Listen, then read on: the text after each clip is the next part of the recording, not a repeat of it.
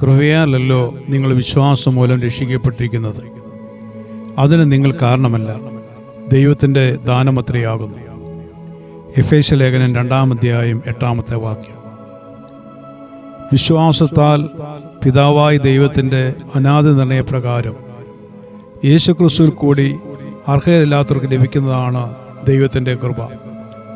അപ്പോസ്തലനായ പൗലോസ് കൊരിന്തിയ സഭയ്ക്ക് എഴുതുന്ന ലേഖനത്തിൽ ദൈവകൃപ അനുഭവിച്ച ദൈവജനത്തിൻ്റെ ദൈവകൃപ നഷ്ടമാക്കരുത് എന്ന സന്ദേശം നൽകുന്നുണ്ട്. ഈ തലമുറയിലുള്ള വിശ്വാസികൾക്ക് വളരെ വെല്ലുവിളി ഉയർത്തുന്ന ഒരു ദൂത് കൂടിയാണിത്. പാപത്താലും അതിക്രമത്താലും സകല മനുഷ്യർക്കും ആത്മീയ മരണം സംഭവിച്ചു. യേശുക്രിസ്തുവിൻ്റെ കാൽവരിയാഗത്താൽ എന്നേക്കുമുള്ള വീണ്ടെടുപ്പ് ലഭിച്ചു. ദൈവത്തിൻ്റെ കൃപയാൽ യേശുക്രിസ്തുവിലുള്ള വീണ്ടെടുപ്പ് മൂലം നാം സൗജന്യമായി നീതിരിക്കപ്പെട്ടിരിക്കുന്നു.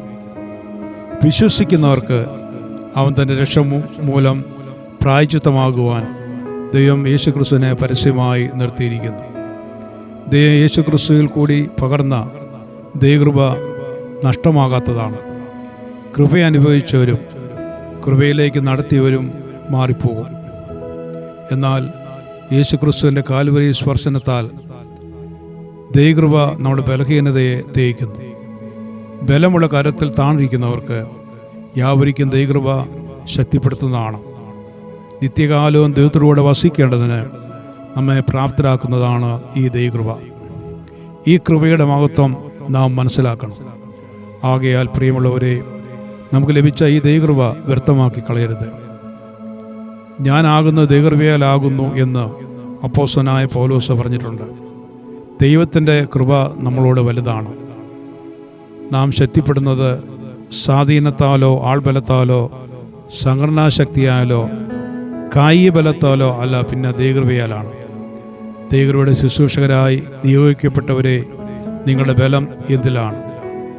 ഈ തലമുറയിൽ ക്രിസ്തുവിന് വേണ്ടി നിൽക്കുന്നവരാണ് ദൈവകൃപ ലഭിച്ചവൻ. കാറ്റും കോളും ആഞ്ഞടിക്കുന്ന ഈ ലോകജീവിതയാത്രയിൽ പലവിധ പ്രശ്നങ്ങൾ നമ്മളെ മുക്കുവാൻ ശ്രമിക്കുമ്പോൾ ദൈവകൃപ നമ്മെ ബലം തന്ന് ഓരോ ദിവസവും നടത്തുന്നു. ദൈവം മോശയോട് പറഞ്ഞു, എനിക്ക് നിന്നോട് കൃപ തോന്നിയിരിക്കുന്നു, എൻ്റെ സാന്നിധ്യം നിന്നോട് ഉറപ്പുവരും. ജനം പ്രമാണം ലംഘിച്ച് പാപം ചെയ്തപ്പോൾ ദൈവകൃപ ലഭിച്ച മോശ ദൈവസന്നിധിയിൽ നിൽക്കുകയാണ്. പ്രതികൂലങ്ങളുടെ നടുവിൽ ദൈവത്തിൽ ജീവിക്കുവാൻ ദൈവകൃപ ലഭിച്ചവർക്ക് മാത്രമേ സാധിക്കുകയുള്ളൂ. മറിയയ്ക്ക് കൃപ ലഭിച്ചതിനാൽ നമുക്ക് രക്ഷിതാവിനെ ലഭിച്ചു. എൻ്റെ കൃപ നിനക്ക് മതി, എൻ്റെ ശക്തി ബലഹീനതയെ തികഞ്ഞു വരുന്നുവെന്ന് അപ്പോസ്തലനായ പൗലോസിനോട് ദൈവം അരുളി ചെയ്തിട്ടുണ്ട്. ഏത് പ്രതിസന്ധികളിലും നമ്മെ ബലപ്പെടുത്തുന്നതാണ് ദൈവത്തിൻ്റെ കൃപ.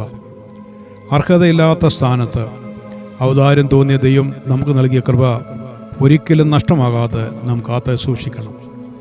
അനുദിന ജീവിതത്തിൽ ദൈവസന്നിധിയിൽ താണിരിക്കുന്നവർക്ക് ദൈവകൃപ പ്രാപിക്കുന്നവരായി തീരുവാൻ സാധിക്കും. വിശുദ്ധ വേദപുസ്തകത്തിലും ചരിത്രത്തിലും ദൈവകൃപ പ്രാപിച്ച അനേകരെ നമുക്ക് കാണുവാൻ കഴിയും. അവർ ദൈവത്തിനു വേണ്ടി വൻകാര്യങ്ങൾ ചെയ്തവരാണ്. ഭാരത മിഷൻ്റെ പിതാവായിരുന്ന വില്യം കേറിയുടെ വാക്കുകൾ ഇങ്ങനെയായിരുന്നല്ലോ: ദൈവത്തിൽ നിന്ന് വൻകാര്യങ്ങൾ പ്രതീക്ഷിക്കുക, ദൈവത്തിനായി വൻകാര്യങ്ങൾ ചെയ്യുക. ഈ ദർശനം നമ്മെയും പുതിയ കാര്യങ്ങൾ ചെയ്യുവാൻ പ്രാപ്തരാക്കും. നാം ക്ഷീണിച്ചു പോകുമ്പോൾ, തളരുമ്പോൾ ദൈവകൃപയിൽ ശരണപ്പെടുക. രോഗിയായി തീരുമ്പോൾ, ആരും സഹായമില്ലാതെ ഒറ്റയ്ക്കാവുന്ന വേളകളിൽ ദൈവത്തിൽ ശരണപ്പെടുക.